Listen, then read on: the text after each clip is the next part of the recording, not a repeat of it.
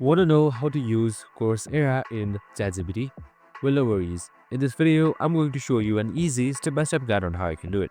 It's super simple and under a minute, so let's get straight to it.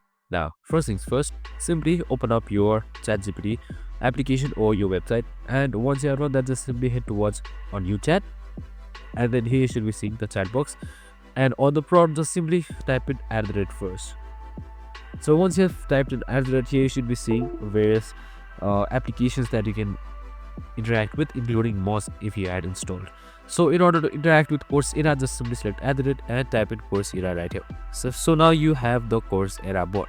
So I can just simply type in anything, and once that is on, you can just simply interact with them and then just simply use Coursera as you want. And that's it. Super simple and easy. I hope this video helped. If it did, make sure to like, subscribe, and tune in with us for more of these videos.